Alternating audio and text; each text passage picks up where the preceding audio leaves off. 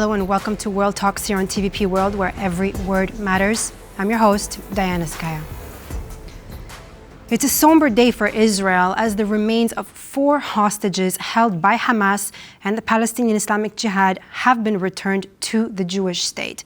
Now, among them is a dual 84-year-old Polish-Israeli citizen, Oded Lifshitz, whose son, Omri Lifshitz, was with us here in studio just 2 weeks ago.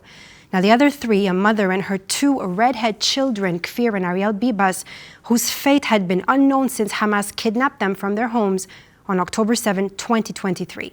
Now, the bodies were transported to Khan Yunis in Gaza, paraded on a stage by Hamas, and then handed over to the Red Cross, who then transported the coffins to Israeli troops in Gaza. And this marks the first time Hamas has returned deceased hostages since the ceasefire began.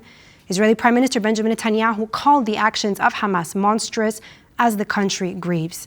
Now, joining me now on World Talks is Dalia Cusnir Horn, the sister-in-law of former hostage Iair Horn, who was released last week from Gaza, but his brother is still held in the Gaza Strip, Eitan Horn. Dalia, I really appreciate you taking the time this evening, on such a somber evening, to being with us here on TVP World on World Talks. Now, Dalia, if you can just tell me, what was the mood like in Israel today? I mean, usually every Saturday for the past few weeks has been ones of pretty much joy. And I mean, also recent reports as of this evening coming out that Oded Lifshitz, who was a Polish-Israeli citizen, that reports are that he was slain in captivity over a year ago. This is what Forensic Institute has reportedly said. What can you tell us? So the street in Israel today is very different.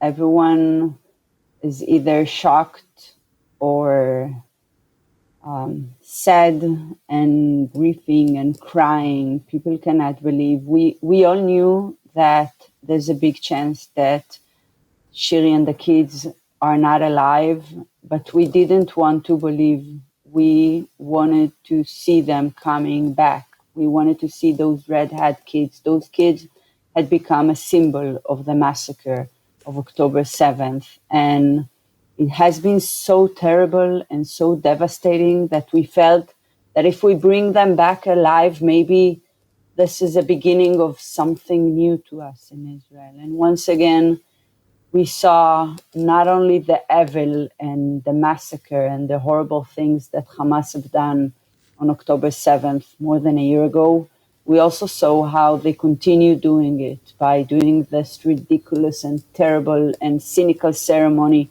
of putting those coffins on a stage and making everyone go around. And if I may, what caught me the most and left me devastated was the fact that mothers brought their very young kids. You could see in the pictures babies coming to see this ceremony. Now, I imagine myself being a mother saying, let's go and laugh at some redhead baby boy being killed. I mean, we are devastated, the whole Israeli society. Well, we definitely heard the music in the background. I heard some whistling. I mean, I watched that footage that Hamas was filming there. Dalia, we're talking about, an 84-year-old senior citizen. His wife had also been kidnapped. I mean, she was earlier released.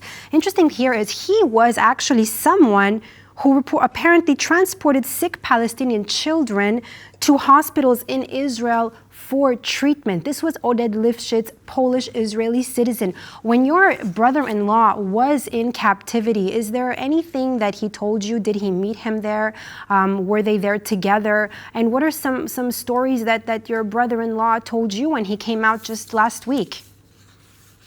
I'm so happy that you brought the fact that Oded Lifshitz was a peacemaker and a peace fighter, and he truly believed in peace, and he invested his whole life by doing educational projects to the kids in Gaza and to transporting, as you said, sick people to treatment. And he would drive them, spend the day with them, bring them food, take care of them, and bring them back. And these are the people that they abducted and they killed. My brother-in-law, Iair, who just came back, he spoke about so many difficult and so much torture and starvation and lack of basic, conditions. But what caught me the most was the fact that he said that they could not plan ahead because they knew that in every minute they can be executed. I cannot imagine living a reality that you don't know if you're going to be alive in a minute or 5 minutes from now. Not to talk about going to sleep when terrorists are pointing their weapons toward you, and this is not for one day. And I believe that we know those stories from 80 years ago when we promised that never again, and here we are. Dalia, how was your brother-in-law's recovery been? I read that he was actually discharged from hospital today. Is this true? Yes. So he was allowed to leave the hospital. In terms of physical condition, he needs to, he lost more than 30 kilos and he has other physical issues, but everything is under control, and he's gonna keep going to the hospital a few times a week to move on with the recovery.